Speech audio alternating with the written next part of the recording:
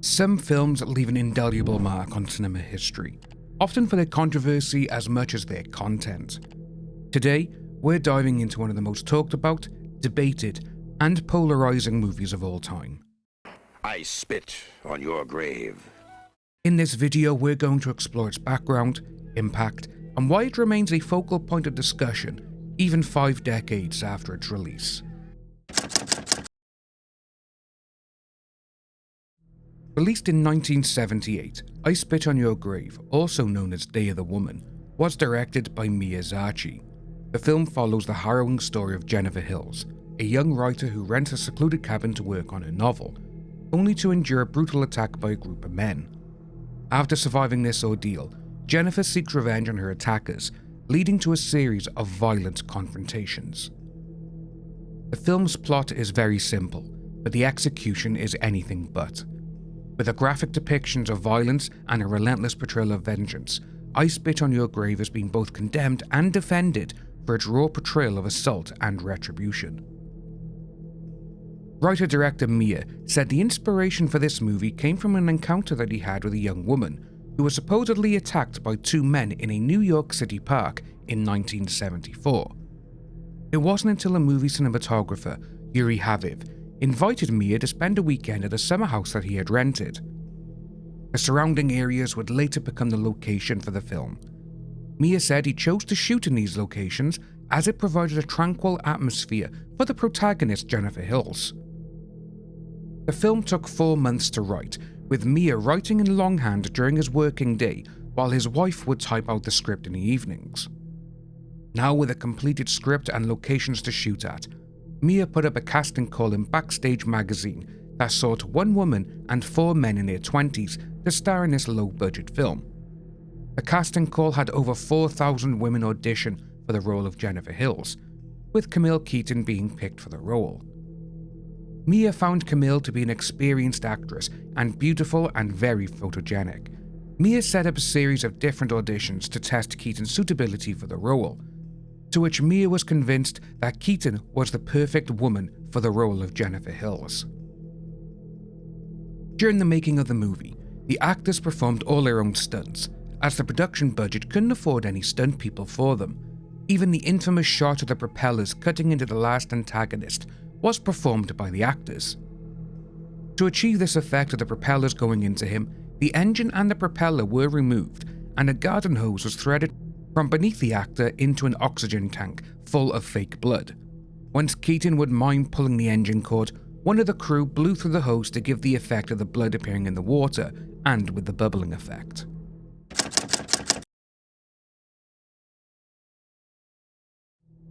The movie was first released in 1978 under the title Day of the Woman, which Mia distributed himself, to which he barely made his money back at local drive-in theaters. It wasn't until 2 years later when it was picked up for distribution by the Jerry Gross organization, with the only condition that they wanted that distributors could change the title to whatever they wished. It was retitled to I Spit on Your Grave. Upon this release, the film sparked immediate outrage. Critics like Roger Ebert called it a vile bag of garbage without a shred of artistic distinction. Attending it was one of the most depressing experiences of my life.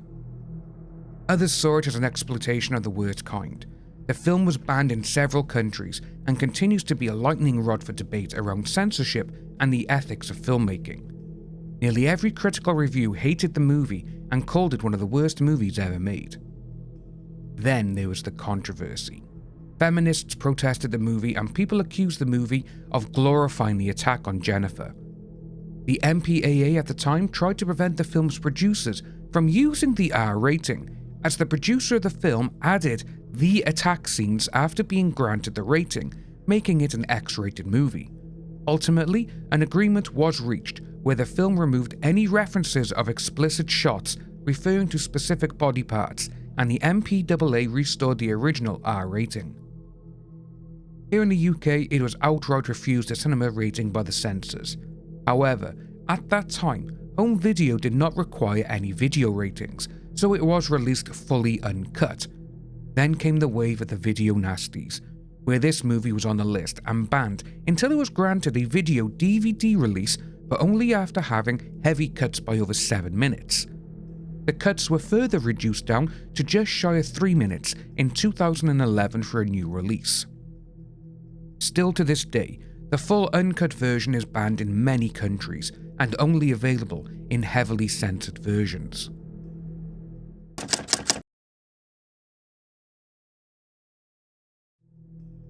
Since the film's release, it has been re-evaluated a number of times by many critics and has been seen as a symbol of female empowerment. Despite being brutalized, she takes control of her narrative in the most extreme way possible, flipping the script on her attackers. Many films have taken certain elements from I Spit on Your Grave, with the most recent being Promising Young Woman, which actually won the Best Original Screenplay Oscar at the 93rd Academy Awards. As with many horror movies in the early to late 2000s, the film was remade in 2010, which the older critics gave the exact same response as they did back for the original.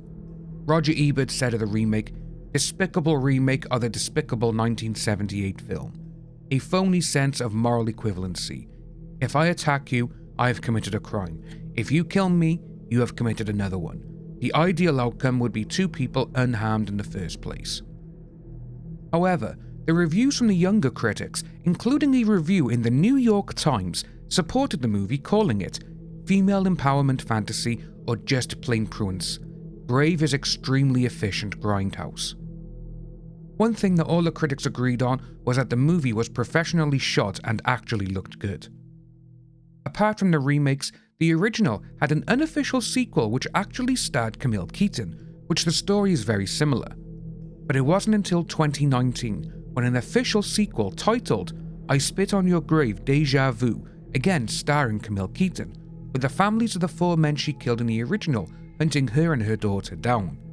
Again, the reviews for this were overall negative, with even the runtime of the movie taking a massive critical hit. The movie runs for 148 minutes, which is 2 minutes shy of 2.5 hours.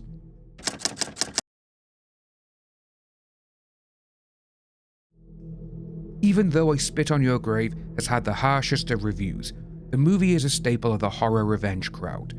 The movie is not for entertainment, but rather for its place in the broader conversation about cinema and society. Its legacy is complex, and I think it's worth considering what the film says about our culture, both when it was released and now. But what do you think? Is I Spit on Your Grave an exploitation film that goes too far, or is it a raw depiction of vengeance that has a place in horror?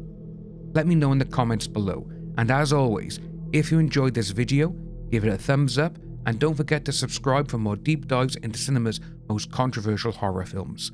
Stay vigilant, stay scared, and I'll see you soon. You can watch our other videos on retrospective horror here.